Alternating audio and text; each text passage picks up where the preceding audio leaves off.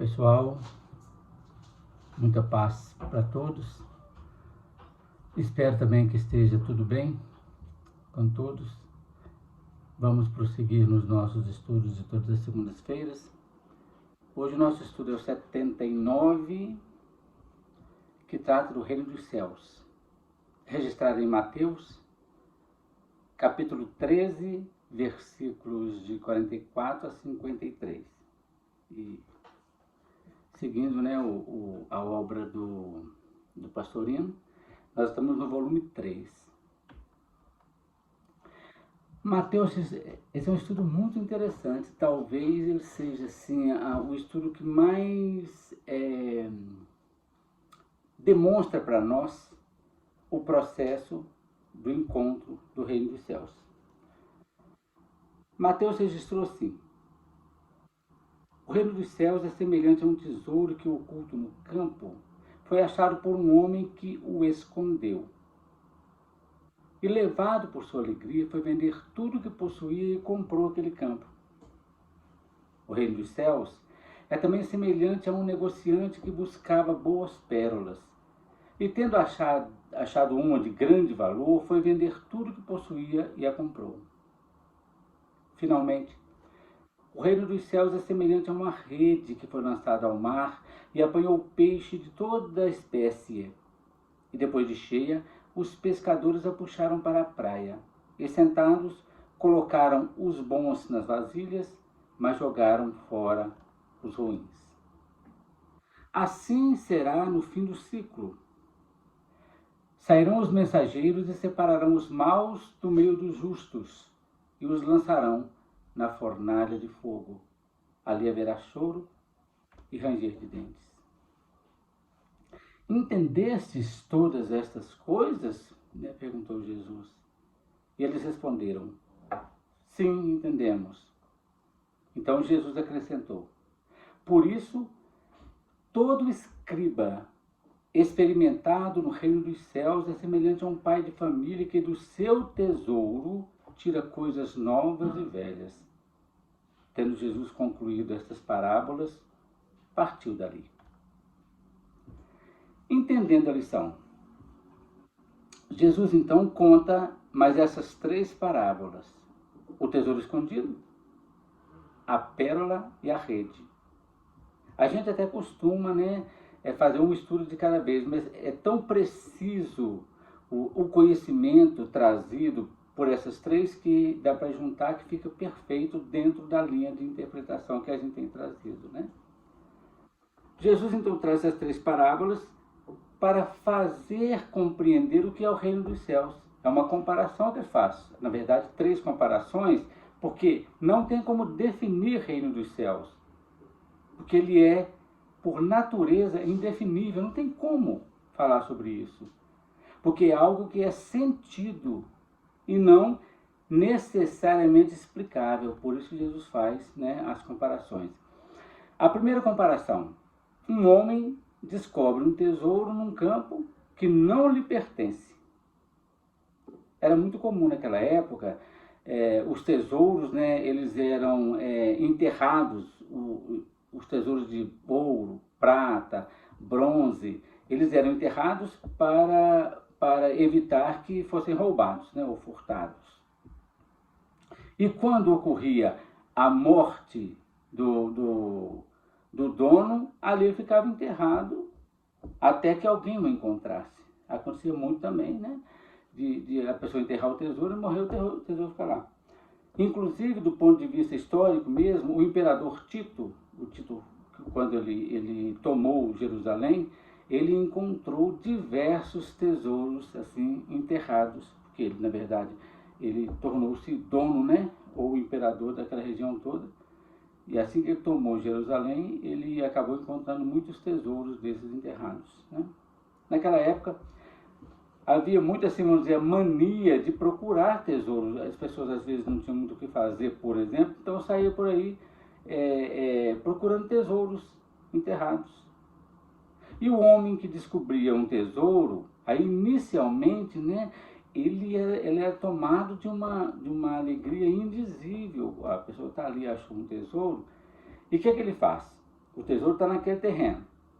Ele sai apressado e vende tudo que ele possui, móveis, roupas, pratos, qualquer coisa que ele tenha, e com aquele valor apurado na venda, ele vai comprar aquele terreno, porque aquele terreno torna-se muito valioso por causa do tesouro que está ali escondido. Ninguém sabe, só ele que sabe, né? Em relação ao processo moral dessa questão, não chegava a ser um roubo. Ninguém classificava isso na época como um roubo, porque a pessoa só descobriu o tesouro, ia lá e comprava. Mas tratava-se de uma forma, de uma esperteza, né? E não era considerado muito honesto, mas não era ilegal, não era roubo nem nada nesse sentido, né? Mas o que interessa para nós da lição é o fato de haver alguém descoberto algo tão precioso que compensava vender tudo aquilo que a pessoa possuía para adquirir, sob qualquer sacrifício, aquele terreno que estava o tesouro, né? A interpretação mais comum do ponto de vista exegético, né? Esse tesouro, dentro das religiões cristãs, vamos dizer assim, esse tesouro representa o conhecimento da doutrina cristã. E o reino dos céus significava um outro mundo, um outro céu, em que as almas ficavam ali por toda a eternidade, passeando nas nuvens, tocando harpa, essas coisas. Então era um céu totalmente paralisante, né? Hoje a gente sabe, pela própria doutrina, que a coisa não é assim, né? A segunda comparação. Trata-se de um comerciante de pérolas que procurava, né, nos vilarejos todos, viajando, ele procurava belos espécimes, o trabalho dele era esse. E encontrando uma de grande valor, ele vendia tudo também que possuía para adquirir aquele bem tão precioso, né, aquela pérola. A terceira comparação é a arte de pescar, a rede de pescar, rede de arrastão. Uma ponta, né, rede de arrastão, uma ponta ficava ali presa na praia e saía um barco até o final daquela corda. E daí começava a lançar a rede no movimento de semicírculo, e nesse arrastão vinha todas as espécies de peixe, né? Aqueles que estavam prontos para ser vendidos, que eram considerados bons, e aqueles pequenos, né, que não eram considerados para venda. Então não era um mau negócio, vamos dizer assim. Eles separavam então os peixes, quando chegava à praia, colocava aqueles bons para venda, né, num vaso com água para que eles permanecessem vivos, e os outros, né, os chamados maus para o comércio, eram lançados fora, isto é, fora da rede, dentro do mar de novo, né, para poder crescer, para poder procriar, né. Vem então a última comparação. Jesus então, o tesouro perdido, a pérola, a rede, e depois Jesus faz essa comparação com o fim do ciclo, quando os mensageiros, isto é, os anjos, separarão os maus dos justos. Os maus irão para a fornalha do fogo purificador, do sofrimento, e os bons seguiam, né, para o processo evolutivo normal, né? Jesus então disse que os bons Jesus não fala para onde é que eles iam, mas a gente entende que eles vão seguir o seu processo evolutivo, enquanto que os outros, aqueles maus, vamos dizer assim, eles ficariam no ramerrão existencial, né? Voltava para o mar, isto é, para o processo existencial, né? Para também continuar o seu processo evolutivo, mas dentro do processo reencarnatório aqui mesmo, onde haverá choro e ranger de dentro, segundo o próprio Jesus. Jesus pergunta então aos seus discípulos: vocês entenderam? E recebem, né, a resposta afirmativa. Aí Jesus conclui: por isso, todo estudioso ou escriba, né, experimentado no reino dos céus, quer dizer, aquele estudante sábio que conquistou pelo estudo e pela meditação a essência pessoal do reino dos céus, é semelhante a um pai de família que tira de seu tesouro coisas novas e velhas. O reino dos céus, então, né, gente, segundo o que a doutrina nos esclarece, não é um local físico, um local geográfico, conquistado após o desencarne, não. Mas é sim um estado de alma, um encontro místico com a consciência cósmica, que a gente fala todos os estudos, né? A unificação com o Cristo interno, com o nosso eu profundo, né? Jesus, claro, jamais definiu ou descreveu como é que vai se dar essa realização.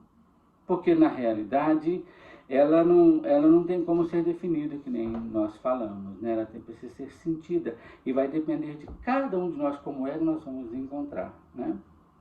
Então, Jesus limitou-se a estabelecer comparações para que os homens pudessem ter uma ideia mais aproximada daquilo que ele ensinava. Daí a ideia da parábola, né? O que é mais legal, que a gente fala sempre? Não adianta nada a gente pegar o Evangelho e ler e deixar aquilo lá, porque vira como letra morta, escrita há 2000 anos. Mas nós sabemos, pela própria doutrina, dentro do processo da reforma íntima, é que tudo se encontra dentro de nós. O tesouro se acha enterrado no coração da terra, no solo. A pérola se encontra mergulhada no fundo do oceano.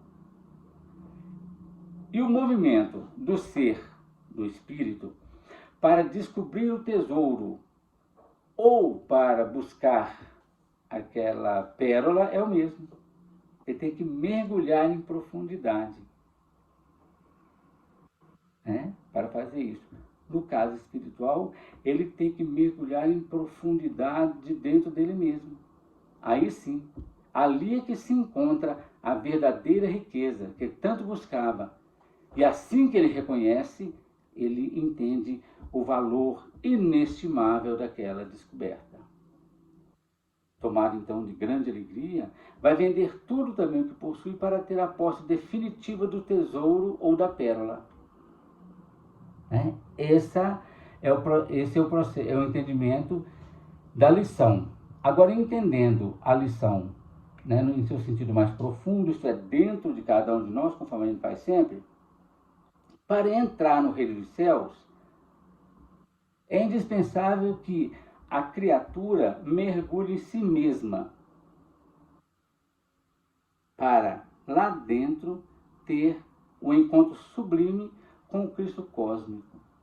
A unificação com o Pai que habita dentro de vós, como diz Jesus, né? Que habita no nosso secreto, na nossa intimidade, no nosso mais profundo íntimo. Ali é que está o Pai. Então nós temos que mergulhar profundamente dentro de nós mesmos. Ô, gente, como que é difícil a gente entender, processar isso. Porque quando a gente mergulha na gente mesmo, a gente vai encontrar um tanto de empecilho. Imagina a comparação. Para você achar um tesouro escondido, você vai encontrar terra, argila, pedra, um tanto de coisa você vai achar. Até achar o tesouro. Para você pegar a pérola, você vai ter que enfrentar a profundidade da água, e sei lá mais o que tem dentro do mar, por exemplo. Achar a ostra, tirar a pérola dentro dela, por exemplo, né? Então é também um trabalho enorme, né?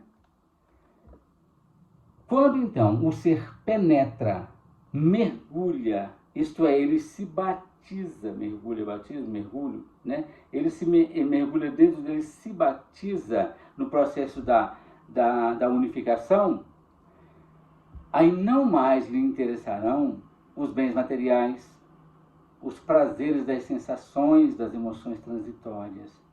Nem mesmo, né, a cultura livresca que promove o intelectualismo. O único interesse é entender e vivenciar a realidade substancial do ser. Mas olha como é que Jesus é fantástico. Em tudo precisa ter muito cuidado. O perigo de se mergulhar sem a devida consciência é julgar ter encontrado a verdade, quando apenas encontrou uma nova situação ilusória. Nós não estamos na dualidade?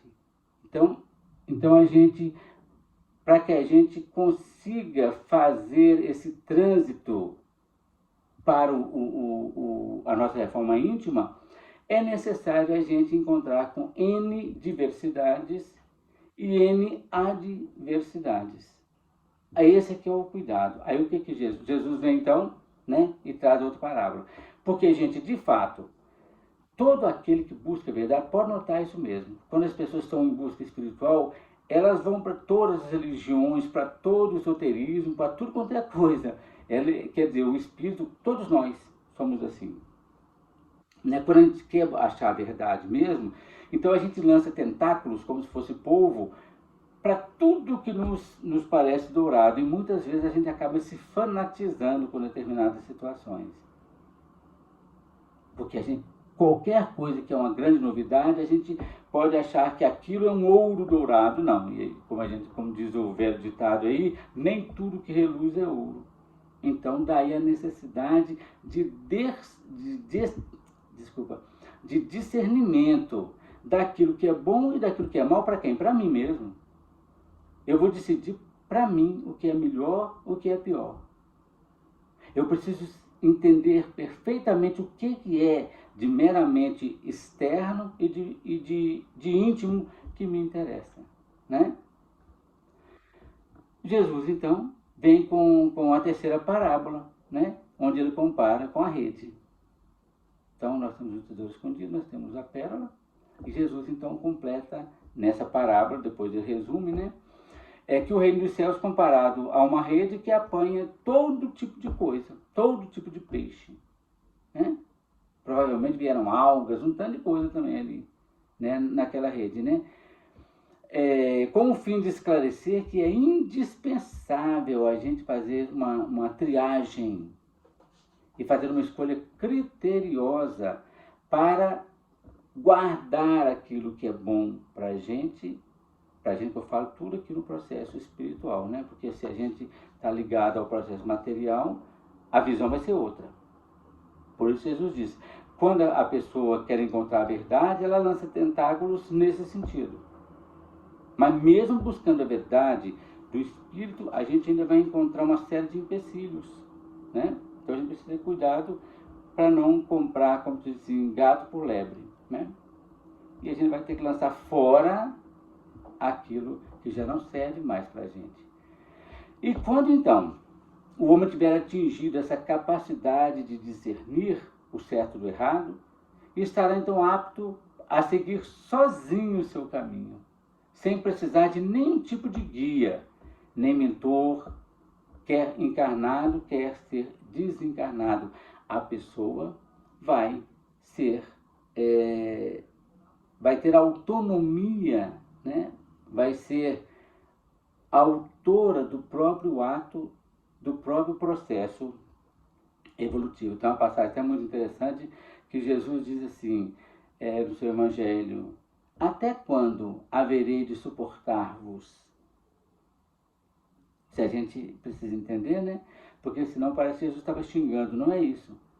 Jesus quer dizer, gente, até quando eu terei que suportar, dar suporte a vocês para vocês andarem sozinhos, né?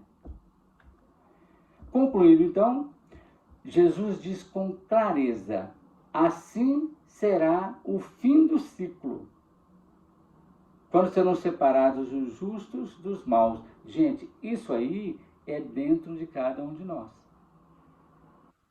Nós vamos separar em nós os vícios e as virtudes. Do ponto de vista macro, pelo que a gente aprendeu pela doutrina, haverá assim também, né? Aquelas pessoas recalcitrantes no mal, os espíritos recalcitrantes no mal, serão também separados, né? Mas, exatamente, quando se faz a reforma íntima, as pessoas se tornam mais equilibradas e mais felizes, vamos dizer assim. Essas pessoas, esses espíritos, irão habitar o mundo de regeneração. As outras pessoas serão levadas para outro planeta conforme a doutrina diz, né? Mas o mais importante nem é isso. O mais importante é a gente entender que a divisão do mal e do bem está dentro de cada um de nós, isto é, dos nossos vícios e das nossas virtudes. Porque muita gente achava que isso era o final do mundo. E não é o final do mundo, mas sim o final de um ciclo de vida, de um século, né, de uma geração, de um determinado estágio. Né? E a cada regresso, então, no mundo espiritual, no fim de um ciclo terreno, onde os maus e os bons se misturam, quer dizer, os vícios e as virtudes se misturam, aí vem os mensageiros encarregados de fazer a triagem. Os nossos mentores espirituais vêm todos nos ajudar nesse processo de triagem, né? Pelas próprias vibrações são caracterizadas as pessoas no processo, os espíritos no processo de separação, né? E os justos seguirão o seu caminho evolutivo, e aqueles considerados maus, quer dizer, aqueles pertinazes no mal, aqueles que se recusam a crescer, serão lançados na fornalha de fogo, nova encarnação, né? Onde acontece o fogo do sofrimento que purifica o espírito. Né? É o fogo que purifica inclusive o ouro. E ali haverá choro e ranger de dentes. Então, todo estudante de Jesus experimentado na experiência pessoal, no reino dos céus é semelhante a um pai de família, isto é, um adulto de mentalidade amadurecida por causa dos filhos que produziu, isto é, das obras que ele realizou. Aí ele vai tirar do seu tesouro, isto é, do seu conhecimento, coisas novas e coisas velhas, isto é, a sabedoria atual e a sabedoria antiga. É um estudo bastante interessante que fala para nós desse mergulho que a gente precisa fazer dentro de cada um de nós para separar em nós o joio do trigo, aquilo que é vício em nós e aquilo que é virtude em nós.